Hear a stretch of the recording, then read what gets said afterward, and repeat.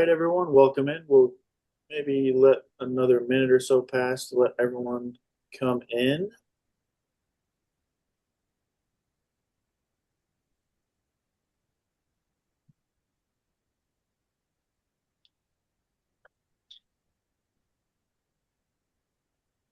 Well, don't see anyone else coming in. All right, I guess we'll get going then. Um, Hello, everyone. Welcome to a uh, another SAANYS Pro Learning session. Um, by the way, just to let you know, this is being recorded. So please remain muted, but feel free to use the chat room throughout the session for any questions. But it will be recorded. Without further ado, welcome in everyone. My name is PH, Communications Coordinator here at SAANYS, and I welcome you to another SAANYS Pro Learning session. Today's Power Hour is titled Mastering Difficult Conversations with Staff with Peter Ahart. Welcome in, Peter. Thanks for being here. Thank you. And I will turn it over to Karen Bronson, SAANYS Director of Professional Learning. Thank you, PH. Welcome, Peter. Thank you, everyone, for being here with us today.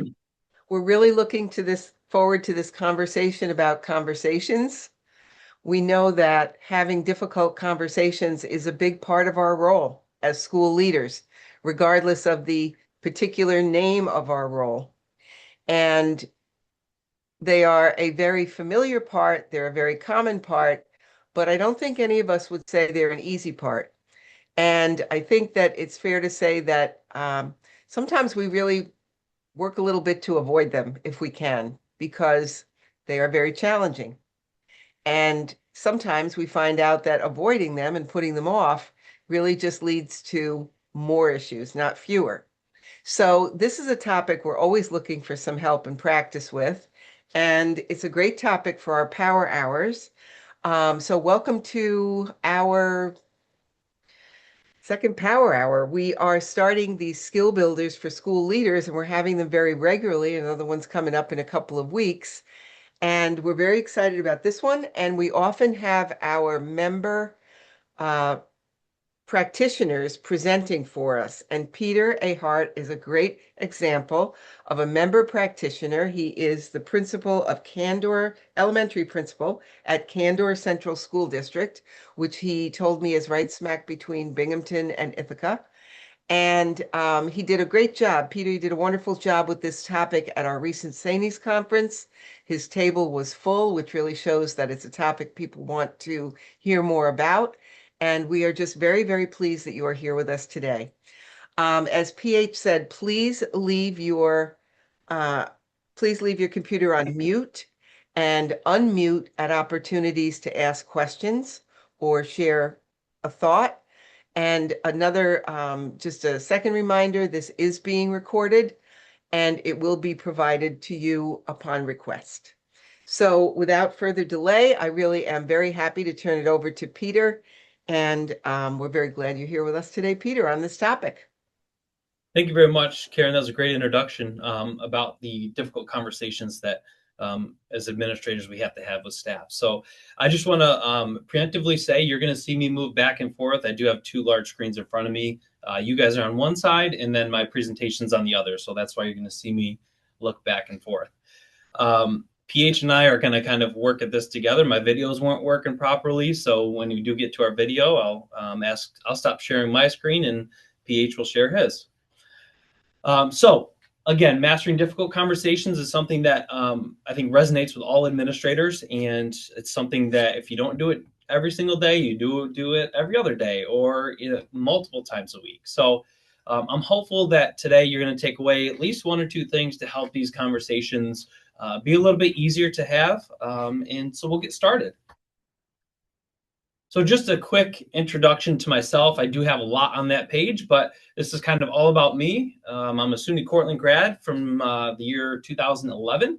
I spent about 5 years teaching fifth grade math and science. So my classroom experience is at the elementary level in fifth grade. And during that time as a teacher, I was a coach as well. And I love coaching. I love athletics. I love being part of a team. And I think that's kind of it's been really helpful to be able to take the experiences that I've learned as a team to my current role as a principal.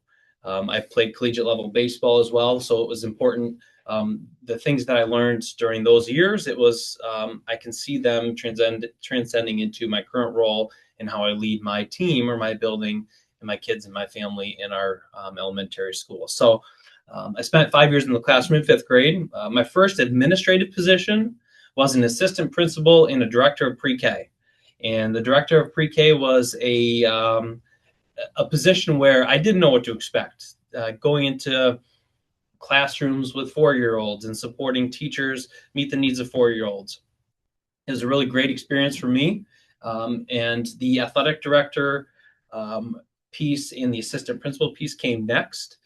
Here at Candor, I spent time as the athletic director in the high school, which gave me experience at the high school level that I needed to really get a sense of the K-12 position. So a mixture of programs, a mixture of departments is something that I've kind of seen. And I really I really feel it's important that not just administrators, but teachers too, get experience at different levels in different departments. And that's something that I talk to my staff about all the time, is getting exposure and experience at different grade levels, having an opportunity to serve at different various departments is something that I talk to my teachers about pretty frequently.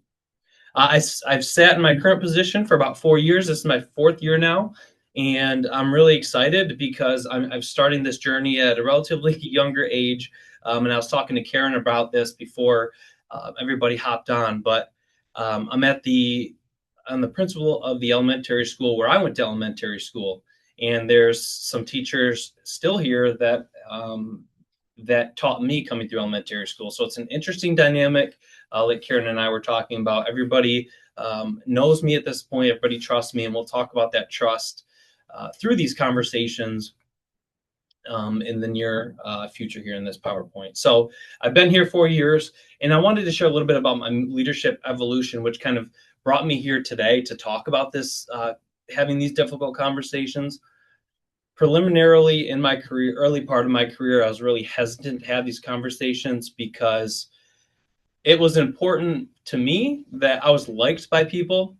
And I think all of you on this call can resonate with you, especially if you're a veteran. You know that just doesn't work. As you go throughout the years, you make difficult decisions. You're gonna upset some people. So having the likability becomes less and less important to you as your years go on. So throughout my leadership evolution, I really learned through mentors and coaches that these conversations have to be had because they have such a profound impact on kids and learning and the professional careers of educators. So I actually currently have an administrative coach that helps me through some of these conversations. And I've really found it helpful to have somebody else bounce ideas off of. And we'll talk about that as being a strategy here in a second. All right, so we all wear a bunch of hats here in the conversation. So in the chat, I'd like to kind of know who I'm talking to. So if you can just throw your role and maybe your district in the chat so I can see who we're chatting with.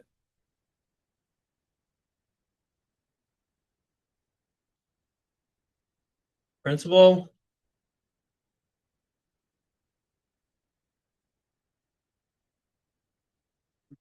Middle school principal. I'm a CSE chair. Principal. Director of special ed. Okay. Nursing administrator.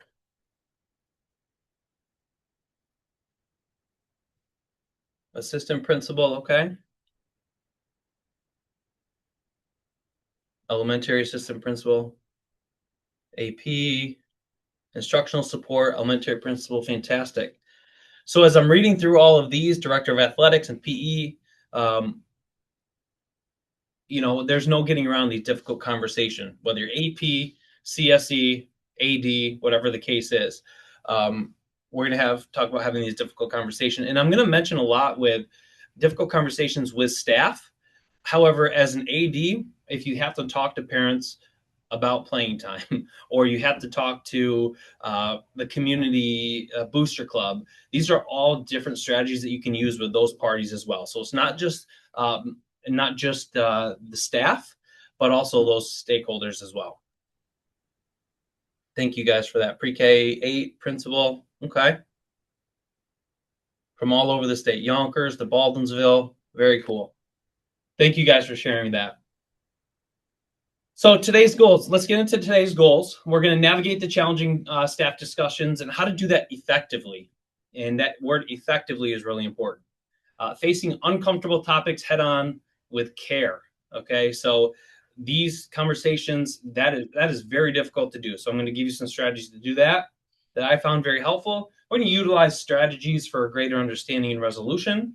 I'll have a handful of strategies at the end. We'll review them, and hopefully it'll help make your conversations a bit easier to have.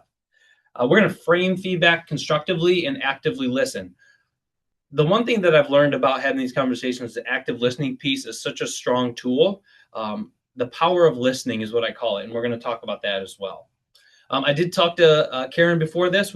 I don't intend to go until 5 o'clock. I do intend to end a little bit earlier. So if we do have questions, feel free to ask questions or throw them in the chat. We'll have opportunities for chat conversations throughout this presentation as well. All right, so let's talk about the high stakes of just staying silent, right? It's so easy to not have these conversations with people, like I said, because you want to be liked, because you don't want to be the bad guy.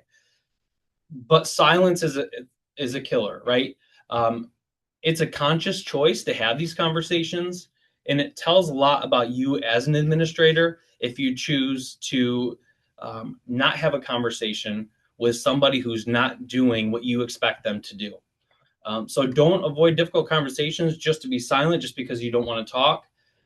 Because as you can see, as I noted here, it's going to erode the trust, lose your accountability, and it shows that you have this tolerance for low performers.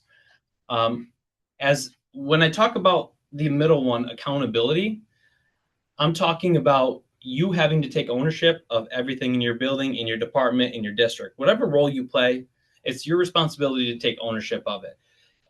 Accountability also states that you're going to accept the consequences, good or bad, of whatever that conversation is. Accountability is being transparent. And accountability just shows that others can trust you, right? So you not having these conversations is going to lose all of that, all of those things that I just mentioned.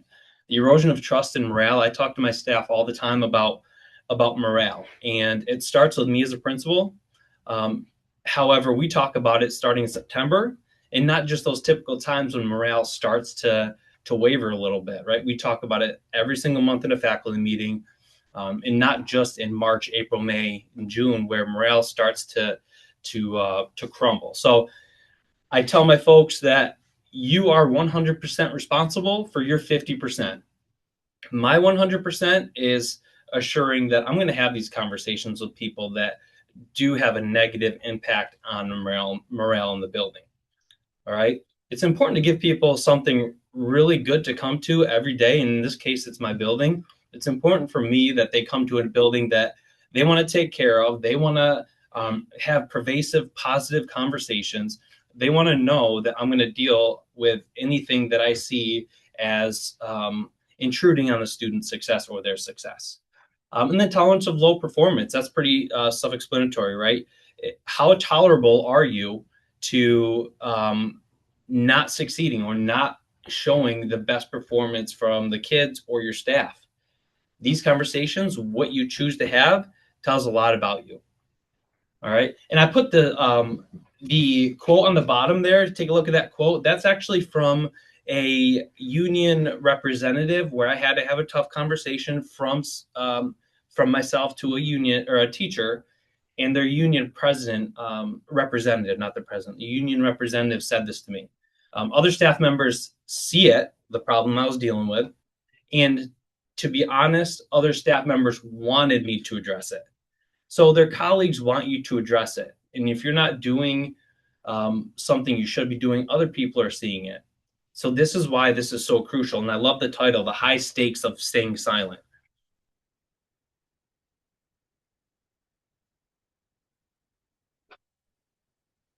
The leader's playbook. So I'm going back to my coaching days talking about a playbook here. So I broke this down into 3 separate pathways that we're going to talk through today with having difficult conversations. So part 1 is a foundation, setting the foundation for any conversation that you are going to have with somebody.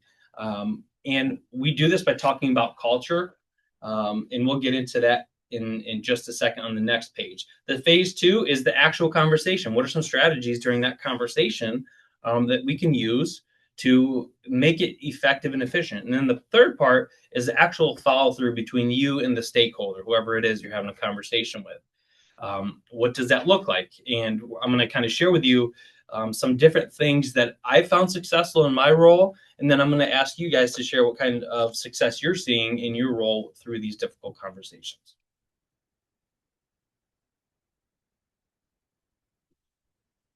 All right, so we start about talking about culture. And culture to me is when teachers come to the building every day, they know what our beliefs are as a building. They know what our mission, vision, core values are. They know what behaviors are expected of them. So that's when I talk about culture on this slide. That's what I'm talking about is culture, is what my definition of culture is. You may have a different definition, but that's what works for me in my building. The first piece is you need to reflect on your leadership as an individual. And this is probably the hardest part of having these conversations because you have to look deep within your practice. And that to me was probably the hardest part of this process, right? So when I say I reflect on my leadership, one of the things that I did, and I would be careful about how you go about doing this, but I had worked with my union to create a survey for myself, and this is just about me.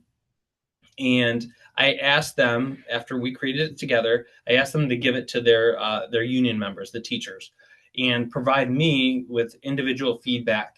I've done this every year since I've been here, and it's been really helpful for me. A recommendation that I would have for you if you choose to do this is don't ask questions you don't want to hear the answers to, because the responses that you get are extremely, they're anonymous. So as you can imagine what anonymous responses are, they're extremely honest. And I appreciate that about people. I talked to my union. I wanted people to feel comfortable. So make it anonymous. And the union and I and some teacher leaders kind of went over that feedback that their unit gave me.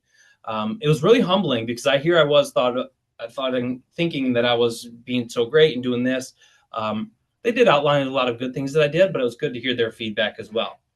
I asked them 4 simple questions. I asked them, what are my strengths as an administrator? What areas can I improve in as an administrator? What is working well at our school? And what changes would you like to see in our school? So it was very simple. And we reflected on it. I have done this every year, and every year I've taken something away that I can help work with my teachers on. And it's really been apparent to the teachers too. They see the things that I'm working on. Every year I have somebody say, well, that was on the survey that we went over, and I appreciate you thinking about that and working towards being better at that, or not doing this as much, whatever the case is. So don't ask questions you don't want to know the answer to, because you're going to get your feelings hurt. When we talk about setting the foundation, we talk about building those relationships with your staff. And we do this very simply. You have to look at your staff as them being humans too. When you get into administrative role or a department head role, you cannot be so far disconnected where you see them in a different light than you saw yourself as a teacher. So it's important that you see them as humans too. You've been in their shoes, you've walked it, you've lived it. Lead from a place of empathy. I would say lead from a place of empathy and perspective, because you've been in their shoes. I do a lot of little things such as thank you notes to kind of build that relationship. One of the biggest things that was extremely supportive of my teachers this year was surprising them. For you elementary principals, if your teachers cover recess, surprise recess coverage. Go through the grade levels a couple times a month and go out and cover the recess if they do go outside. That's been a huge relationship builder for me and my staff. My staff truly knows that I care about them. It's not a fake caring. They recognize it. They know me very well. And that's really going to help you in these conversations to have these conversations more effectively. Foster a culture of self-reflection. Um, this is important to our administrative team. We do this administratively to be on the same page. We go to the same PD together that focuses on reflection and having these types of difficult meetings. Adaptive schools, cognitive coaching. If you're familiar with those, you'll recognize how they have helped or could help you through having these difficult conversations. So we do these things together because unilaterally we're talking the same thing, using the same language, managing the same behaviors. So it's important that staff know what to expect from all 8 or 9 of our administrators. Like I said earlier, I have an administrative coach that kind of helps me set that culture of reflection. I can bounce ideas off of her, but again, if you're not willing to do all of this stuff and reflect in your own practice, there's no way that you can have these conversations successfully with your staff. The biggest thing that I've seen help me was an accountability partner. And I talked about this at my presentation up at Lake George at the Sagamore a couple weeks ago, and it resonated with a couple people at my table. But I would highly suggest you have an accountability partner, and that accountability partner is somebody you could trust. I would not suggest that it's a teacher. I would suggest it's another fellow administrator that you can have these mock conversations with and kind of sit down with them to be able to talk it through. These conversations are hard enough to have on the fly. When you can practice them with your accountability partner, and that person has full authority to give you honest feedback, and you're open to that, I would strongly suggest that. I myself have one here. Her office is right next door to mine, and anytime I have to have these conversations, at least twice a week, I go into her and I say, we need to sit down. We need to have the accountability chat. I just did it today, actually, before I hopped on this call. And I had a good plan going into that, but after my accountability chat with her, I kind of changed my plan a little bit. So get yourself an accountability partner. I would highly recommend that. And then organizational accountability is hugely important. If your teachers, your staff, board members, fellow administrators know what to expect when they step in your building or your department, you're going to have organizational accountability automatically. So in our building, it's the Coyote Code. You can see it behind me. We have several of these signs throughout the building. And our Coyote Code is very simple. Students and teachers and everybody will be respectful, responsible, safe, and caring. Every conversation that we have, even through these tough conversations, I mention the Coyote Code. And I want to give you an example of how I've done this. This is a fictitious example with a different department, but one of the things that I said was, I really value the passion and energy you bring to your PE class. I want to partner with you to ensure that every student interaction is perceived as fully supported. I've observed you a few times being disrespectful, not respectful, to students, and that's something that we need to get better at. Again, I owned our organizational accountability. This person knows what our accountability expectation is, and I call them on it. It's very clear that every conversation we're going to have, I'm going to talk to parents, to students, to teachers about being respectful, responsible, safe, and caring. These posters don't just look fancy on the wall. You need to put them into action. So the Coyote Code. Yep. All right, so at the end of this, I'm going to ask for some feedback, and we'll have an opportunity to do that. But opening the conversation with clarity and intent. Okay, this is really probably the most underrated. I don't know, underrated principle, right? And if you know Brene Brown in her work, clear is kind. I love the quote that I noted from her. It's simple. It's simple. Clear is kind. Unclear is unkind. Stop avoiding tough conversations because you think you are being kind or polite. That's not kind. If you go on YouTube and you kind of search Brene Brown, she has a lot of a lot of great guidance on having these difficult conversations through the lens of clear is kind, right? It's about choosing courage over comfort and saying what needs to be said with respect and honesty and compassion. And again, that's going to be received better when you have that relationship with your staff. Number two, there, the key strategy is showing positive intent. And showing positive intent, it softens the delivery while keeping things honest. And this is something my leadership coach and I, we call it the preamble to a conversation. It furthers psychological safety. And the psychological safety, if for those of you that need a definition for it, it's where listeners feel comfortable challenging the status quo so they can rebut what you're saying or have questions about what you're saying. So this positive intent creates that psychological safety and improves your communication and your teamwork.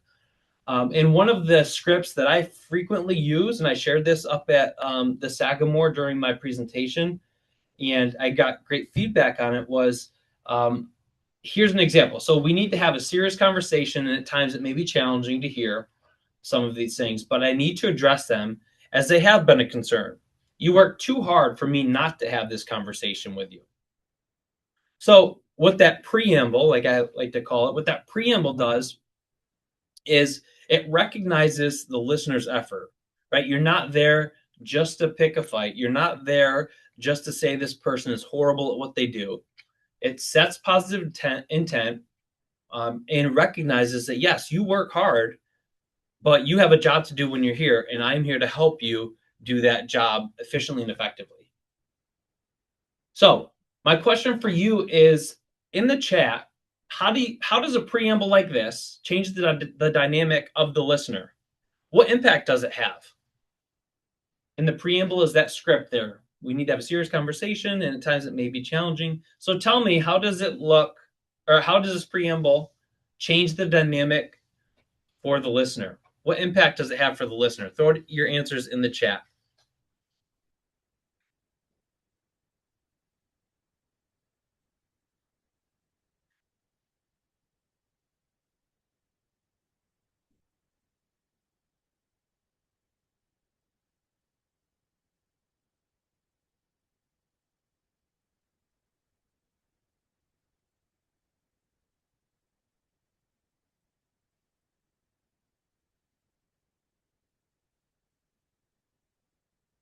It notes that you respect the person, demonstrates respect, true care and concern, sets a tone for the work. Yep.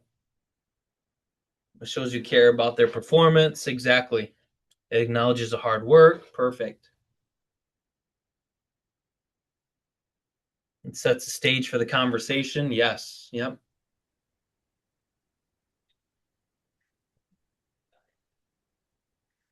Starts with validation for their efforts. Exactly. And I like that. I think it's Phil. It sets validation for their efforts. Not once in my entire 13-year career have I noticed a teacher that intentionally comes to work every day to harm children or to make poor decisions. Nobody's here to do that intentionally. So recognize that as you go into these conversations. So thank you, Phil.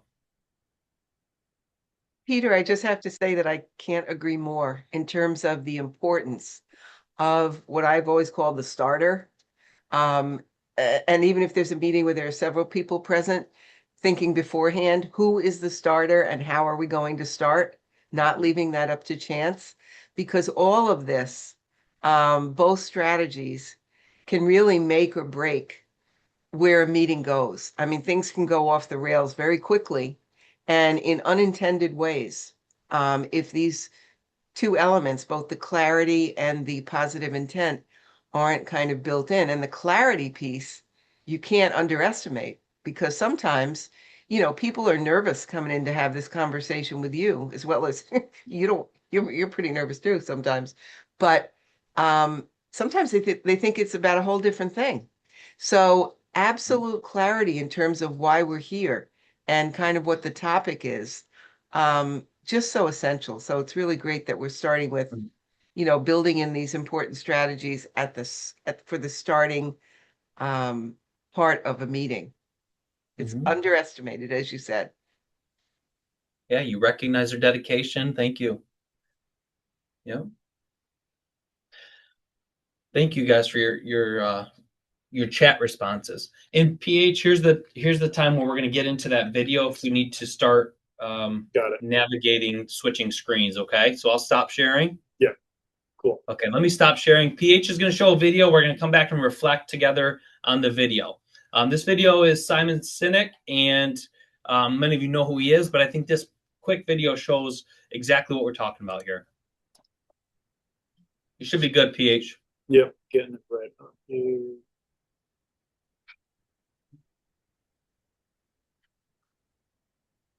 Right.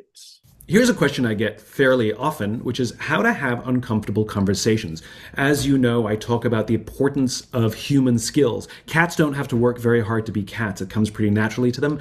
But for us as human beings, we actually have to work very hard to be human. And one of those human skills that we need to practice is how to have uncomfortable conversations. Being uncomfortable is part of being human. And sometimes discomfort is caused by something we have with another person, whether professionally or personally. There is a tension that causes discomfort. Now, there are many ways to respond to that discomfort. We can run away from it. That is an option. Avoidance is always an option. I don't think it's the best option because then it just perpetuates the discomfort or breaks relationships.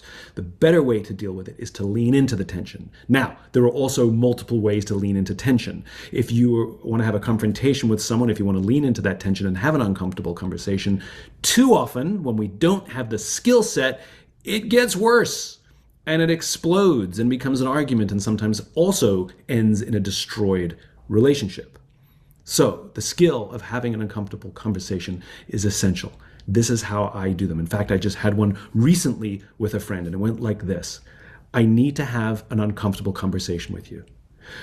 By stating what's about to happen, it lets the person take a deep breath and know what's about to happen is leaning into tension. It also lets them be prepared and be a little less defensive.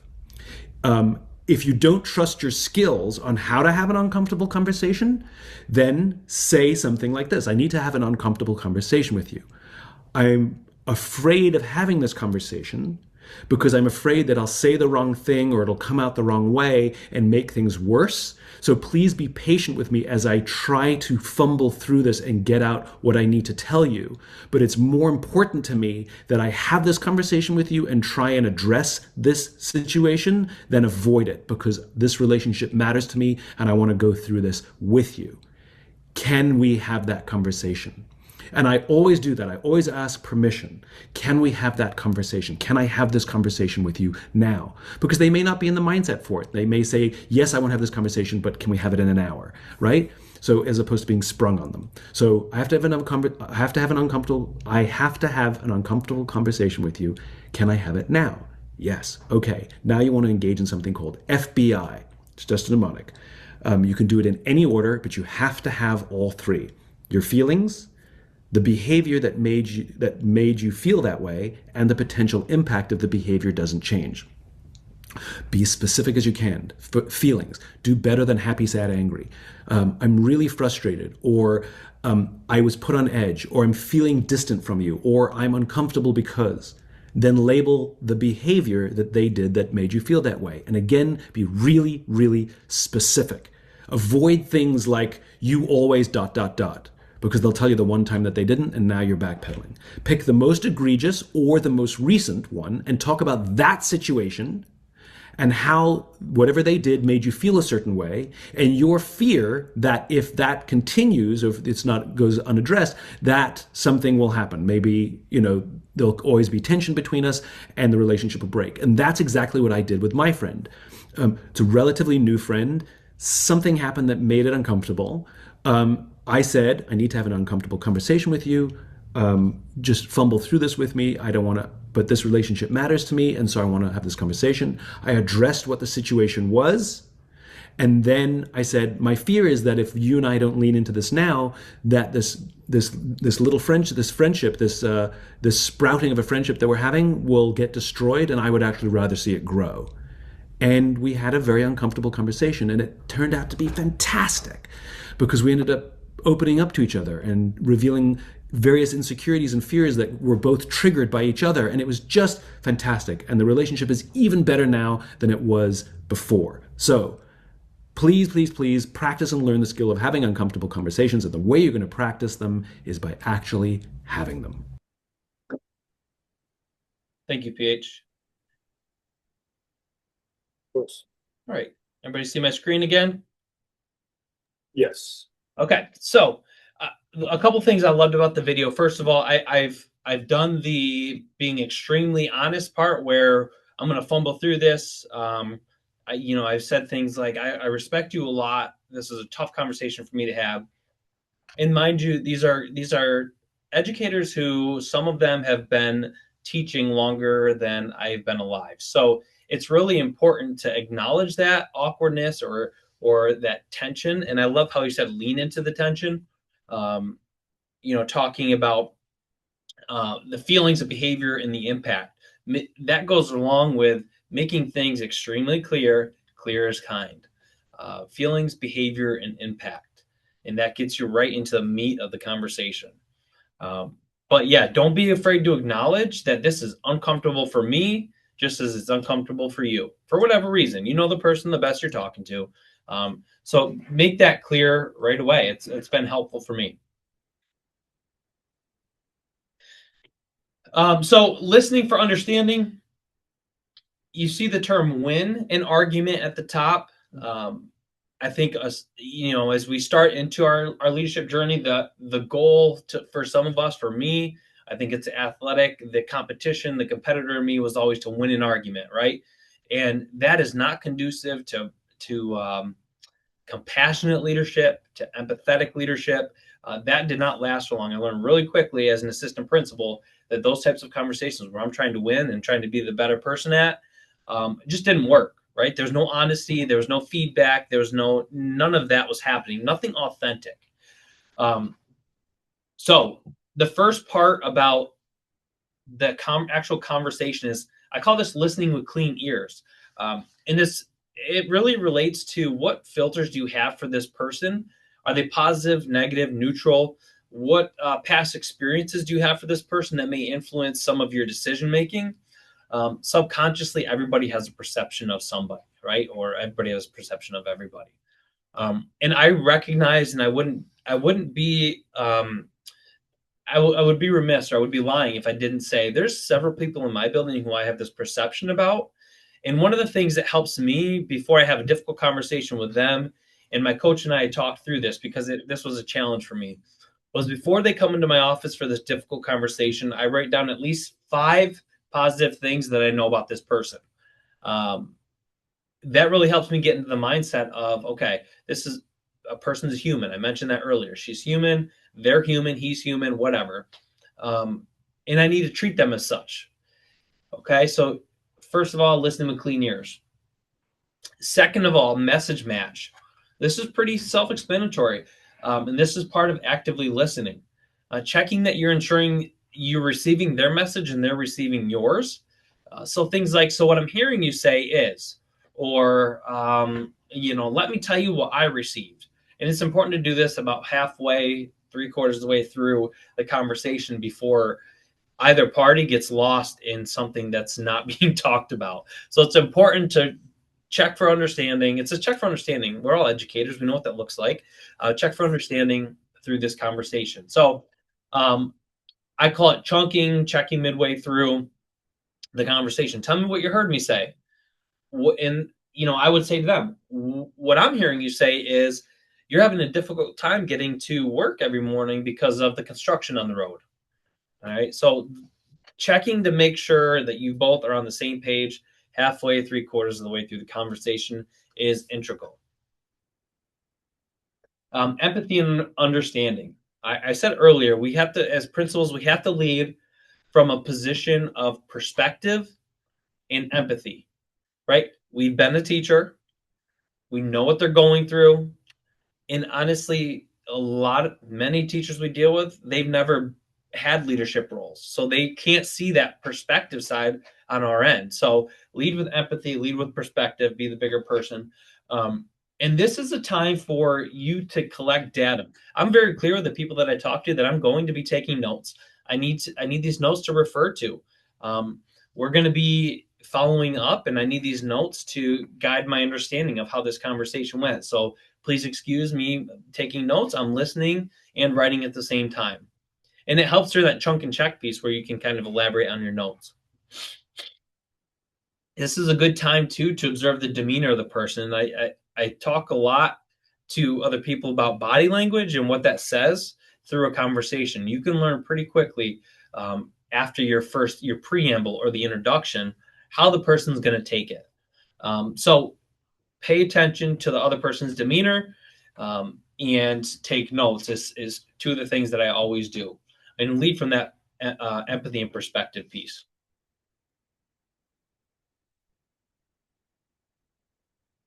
All right, so here's my chunk and check as part of this this presentation. How does this relate so far? Let's take a little bit of a break. How does this relate so far to the work you do in your building or your department? Throw that in the chat.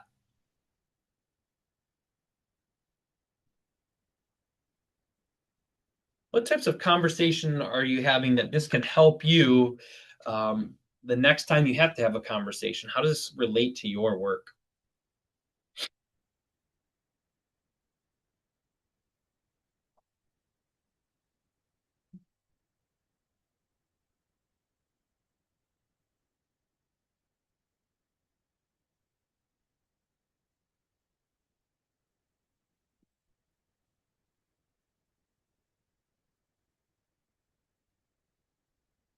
I would say if you're a principal or an assistant principal, this relates directly to you. Or if you're a principal and you have an assistant principal, this relates directly to you, as you need to model this for the assistant principal who's learning how to have these conversations when they're looking and seeing how you manage them. Parent conversations, yep. Yep, internal staff, investigations, and discipline. These things will help you a lot, Chuck, if you can maintain them. Those are difficult conversations to have. Thank you.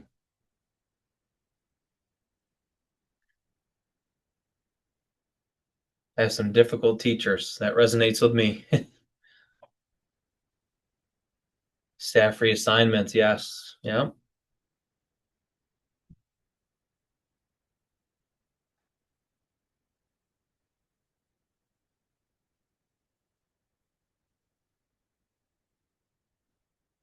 Acknowledging the receiver's efforts and contributions. Yep. Thank you. All right. Thank you guys for communicating that in the chat box. Very good. Thank you. All right. So this is a tool that I like that I've shared before. I like this because this tool talks about shifting from blame to an understanding. And this is really a mindset shift for principals, or I'm sorry, administrators, whatever department you're supervising. And this is really important because it helps set the tone of the conversation. We talked about how you started off. And as you're working your way through these conversations, it's important to, instead of accusing, asking. So I call this the power of the ask. Okay. So when you ask, right, when you don't accuse, right, the accusation statements on the left of that that column are: you didn't follow the instructions, you're always late for meetings, why did you interrupt me, why did you tell parents that? You can feel how those can trigger defensiveness or damage relationships with the person you're talking to. That focus is on blame, and what our mindset needs to do is shift to focus on understanding. The pieces in the column to the right, the statements to the column on the right, whoops. The statements to the right are focusing on an understanding, right? And these promote understanding from both parties. They encourage cooperation, you working with the other teacher working with you. And they focus on the behavior of the person, and this is huge. Focuses on the behavior and not the character of the person, right? So you can see how the left shifts to the right. Can you walk me through the steps you took for this task? Seeks to understand the process. The second to last, I wasn't finished with my thought. What was the most important thing you wanted to share? It states your experience and respectfully invites their input.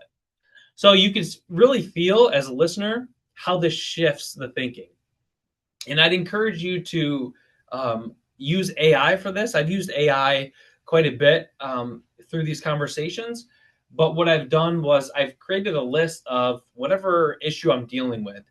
I ask AI to provide me a couple of prompts that focus on asking instead of accusing, and AI spits out several of them. So I would encourage you to use AI through this process as well. And that was what last week's Power Hour was about, AI for leadership. So I took some things from him. Peter, can you just give us one little example of something you asked AI a Yeah. conversation to So help you with? yep. So let me see in my notes here.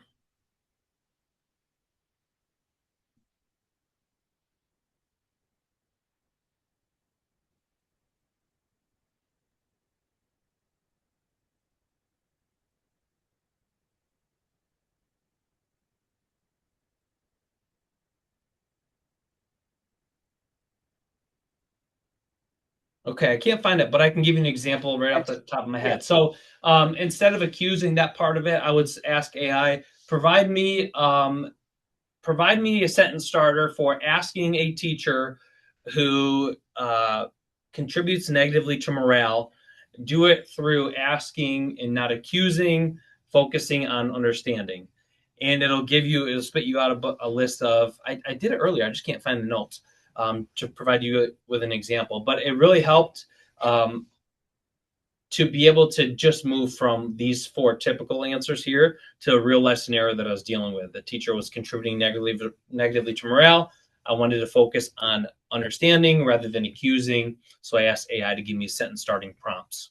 Right. And, and what we talked about in the last Power Hour, the specificity of the prompt really matters.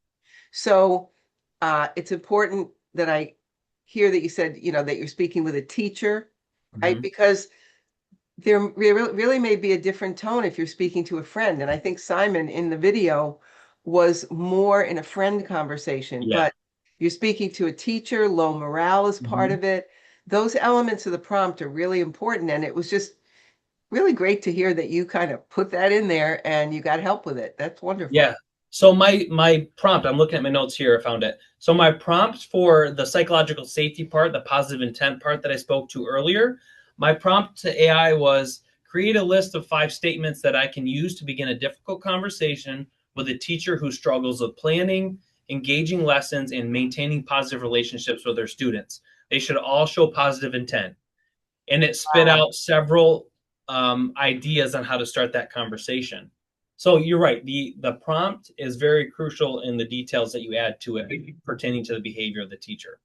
Right. I don't know if everybody else is as in awe of all this as I am, but Yeah. wow. I think we We, all we use it. I think there's yeah, no way of getting around it, right? It's like when yeah, emails started or cell phones came yeah, out or whatever. So, yeah. Thank you. but yeah, you could use that to shift from accusation to inquiry. Yes. Yep. All right. So again, we're going from asking to, I'm sorry, from focusing on blame to focusing on understanding. Let me find my place back in my notes. Okay. So the next 3 pieces are the actual support part. After the conversation's done, you've done all of the things that you need. You build relationship, you build that culture, you've leaned into the tension, you've done all those things appropriately, right? Now you get into the support part.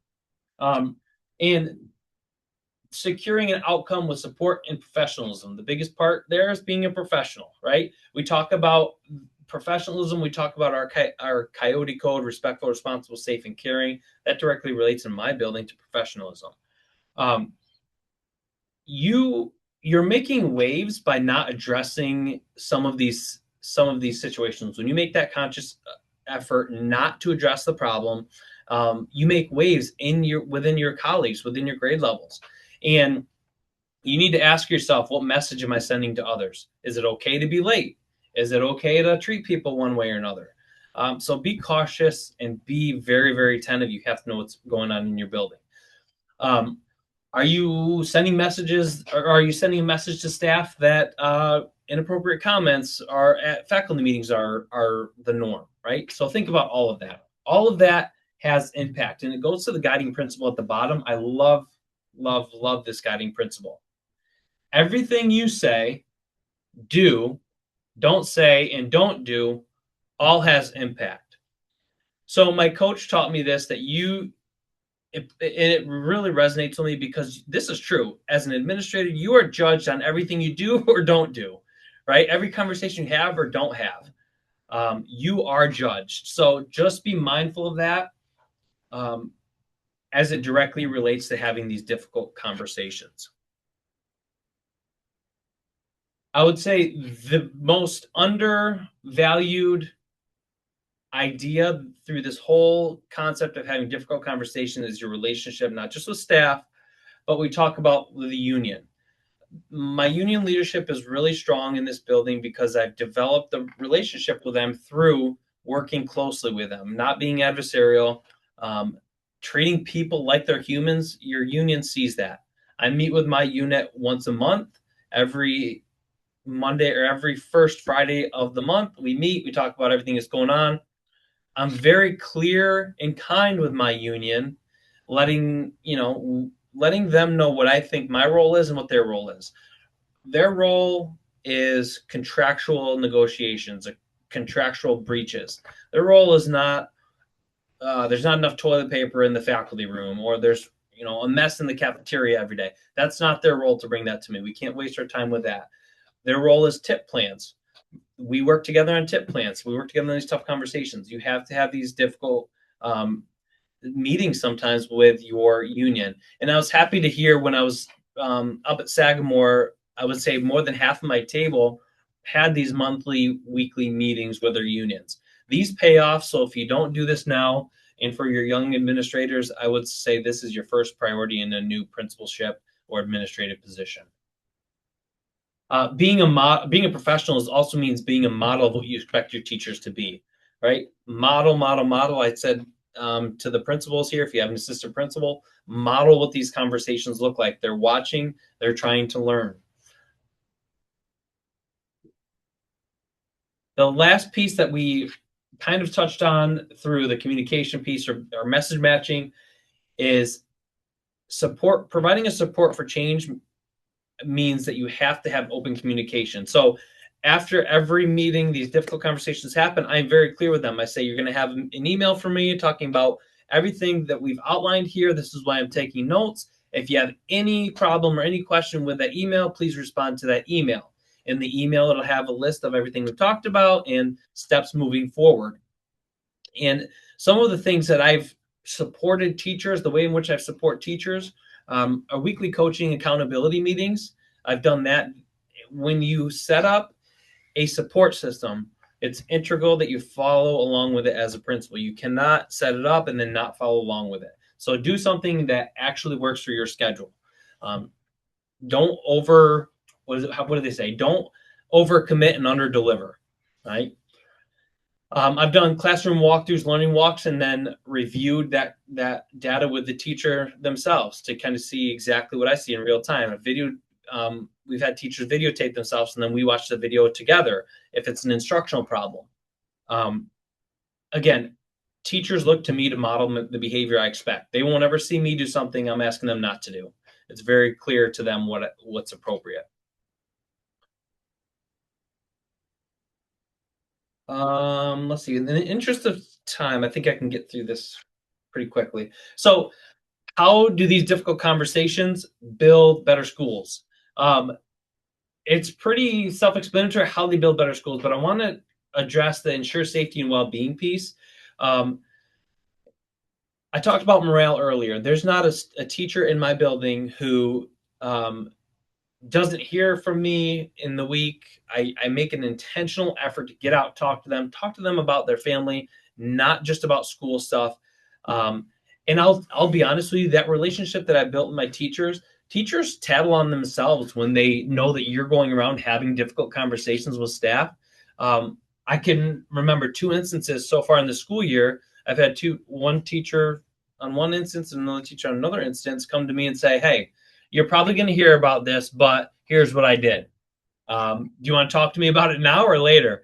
And at that point, I take that opportunity to talk to them now about it. But they tell on themselves. This isn't something they can avoid. They know you're having a conversation with them. So I love that part of it. That relationship piece is so huge. So that's the well-being and the safety piece for the staff. You can see manage change effectively when we're talking about things like the science of reading, which has a huge impact on teachers. This gives them the ability to be able to say, okay, Pete's going to have these tough conversations with me as I teach this instruction, or I go through this PD and I have questions. That's a psychological safety piece. When I have questions on how they taught our new CKLA program, why'd you teach it this way when the materials say to teach it this way? That kind of thing. So we have these difficult conversations. Improving performance and accountability, that's a no-brainer. That's why we're here, to get better at our craft, for the kids to get better at what they do. Trust and transparency, we talked about that. And resolving conflict is ultimately your end goal with these conversations. You will not resolve every conflict. Not every teacher is going to love you. I'm not saying that after these conversations, not every teacher is going to love you, but at least you're doing what you need to do for the best of the kids. And then this is the last piece I want to just share with everybody, just to kind of this presentation at a glance. Clear as kind, reflecting on in building leadership, showing positive intent, listening with clean ears and message matching, shifting from accusation to inquiry. Again, don't be afraid to use AI to support you with that. The follow through. We talked about some tangible follow throughs, things that I've done that work for my teachers. Model professionalism and maintaining relationships, not just with teachers and parents, but with your unit as well. I want to leave everybody with this lasting leadership message, right? Addressing difficult situations. It shows our entire organizations, all of our school district, all of your building, that decisions that jeopardize the student's best interests will not be tolerated. This is why it's so crucial for us to do what we did. Your staff is waiting for you to lead this way. You need to show that you're ready to lead this way. If not, then this is an opportunity for growth. Trust me, growth is hard in this sense. You're not going to get better at these conversations with 1 or 2 conversations, but you will get better with an accountability partner and having these conversations frequently in your building. So I appreciate everybody. Karen, thank you very much. This is a topic that means a lot to me and a lot to the administrators, and thank you everybody for listening. I can hang out for questions if you need me to. This was great. I mean, you gave us so many good things to kind of latch onto and think about. If everybody's been listening closely and getting so much out of this, like I have, maybe throw something up in the chat, like one thing that kind of stood out for you that really kind of resonated. For me, it was the accountability partner. It's just so important to use your colleagues, really latch on to your colleagues and go to them for those reality checks, practice things in front of them and ask their honest opinion about, how am I doing? How does this sound, etc. Peter, I think you're tremendously brave to do that survey that you do, where you ask your faculty for feedback. Mm-hmm. That, to me, was I'm not going to lie, the bravery medal of the day. Yeah. I'm not going to lie, that was hard to do the first 2 years. Oh, yeah. But 4 or 5 years into it, I love doing it. I really do. Yep. Well, it's great. You have deep roots in the district, and, you shared with me that you were even a student there, athletic director. People build trust over time. And many of our leaders, many of you who are listening now, you may not have that luxury. You may be in a new district, even if you're not new at your role. When you're new in a district, you're new. I found that out. And building that trust, one little tiny brick at a time, it really takes time. So you've given us so many good things to think about. Another thing I really heard was meeting with your union rep regularly, not just when things happen, not just being reactive and come on in, we have a problem we have to talk about. I was very fortunate in the district. Well, I was at Shenendehowa for 1 million years. Big, excellent district where big, excellent districts have a process for everything. I love that. And the process, the expectation was that school leaders, I was a teacher there for 1 million years first, but when I became a school leader there, you will meet with your building reps once a month. That was standard practice. I took that practice with me to a small district downstate for the last 6 years of my roles in schools. And I implemented that because it made such a big difference to have that constant avenue of communication, not just when bad things happen. And also, the expectation was you better know that contract because there's nothing worse than getting into one of these conversations, particularly if you're a newer administrator or you're in a new district and you don't know that contract. And, the person you're having the conversation with brings that up to you. And that's not a great feeling. So really taking the time to know the contract and to welcome the constant, regular, I would say, communication with building reps, it is so vitally important and builds those great foundations. So once again, you gave us so much to think about, and we're very grateful for that.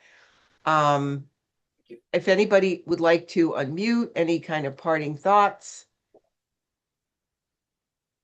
feel free. Otherwise, I'm going to give you one little coming attraction of what's coming up next in a power hour. Peter got me thinking maybe we should have one called How to Get Every Teacher to Love You, but I don't know. Uh-huh. I got to think I'll about just that. I'll just tack on the other Go takeaways that ahead, others Phil. already Yep. noted. I really appreciated that key strategy number 2 around framing the conversation, and Yeah. especially that idea of like humanizing that we might not get it perfectly, but that there's a bigger, there's a more important piece at stake here in terms of like, doing better by the best we can by our students or communities. Thanks for that. Thank you, Phil. Anybody else want to chime in? Just pitch in something that you will definitely think about on your way home or on your I way have to a work. question for you. You mentioned you had an admin coach. Can you tell me where you found that? Is it someone you work, or is it a colleague, or? Yep, she's actually a private contractor that she does contracts through. I'm not sure what BOCES you're in, but she does everything from city to TST, to OCM to farther out towards Binghamton and in that way. But yeah, she's a private contractor. Her name is Michelle. I'm sure somebody on this call knows Michelle because she's pretty popular. Peter, did she come to you kind of through BOCES? Is that? Mhm. Yes, because I Yep. heard you mention OCM. So BOCES is a great avenue for that. SAANYS has a very active mentor coach program, and many districts have, as part of their process and contracts, have in-district mentoring for school leaders. But that's really different. The in-district mentoring is pretty much like the specifics of here's how it works here, who's who, what's what you do if. You really need both kinds for that leadership coaching. I agree. That specific in-district mentoring about how things work right here, and that leadership, that pure leadership coaching. Very, very important. So there are many places to look for that. Anybody else? Parting thoughts, comments, questions? I just wanted to say thank you. I appreciated the tool, the AI suggestion. I never took it to that level of being able to kind of type in the personality of the person and Yeah. then the issues that you want to talk about, and how you want to come across. I know I do this with email, but I think, the conversation, that's actually a new thought for me. So thank you for that. And I also appreciated the idea of admitting that, this is an uncomfortable conversation for me, because I think it gives me space in the conversation to exist as well. And, it gives me permission to, I guess, not be so judgmental and critical of myself as I'm speaking to the person, because it can be quite unsettling at times trying to maintain your show of cool, calm, collective, and you're actually kind of battling with your own triggers when you're dealing with someone who has a difficult personality, or someone you feel as if is trying to assert your authority. Really. Thank you. Shows your humanity. It takes away that pressure of feeling you have to kind of perform that you're doing this perfectly. It just kind of takes the pin out of that. Yep. Okay, and that was a great little segue, because I'm going to ask PH to share the screen and just kind of show what's coming up next. It's coming up fast, December 17th. Lori Gregory is the Director of Educational Services in the Eden Central School District, another SAANYS member practitioner, did a great job at the conference on a wonderful topic, enhancing the teacher observation process with AI. You're going to love this one. Just tips about things you can do to kind of ease the process in a little bit. This is not, bring a whole district initiative on to shift to AI. These are like little things that make a difference that can help you with some of your wording and things of that nature, just like we talked about today. So enhancing the teacher observation process with AI, coming up as a SAANYS Power Hour, Wednesday, December 17th. Same time, same place here online with Lori Gregory. You can register for that, I think starting tomorrow. So we hope to see you there. And once again, Peter, can't say enough. Thank you so much for today. This was great. Thank you everyone for showing up. And thank you, PH, for helping us with all of this. And with that, we'll just say everyone have a great evening. Thank you, Karen. Thank you. you. Have a great night. Thank you, now. everyone. Good night.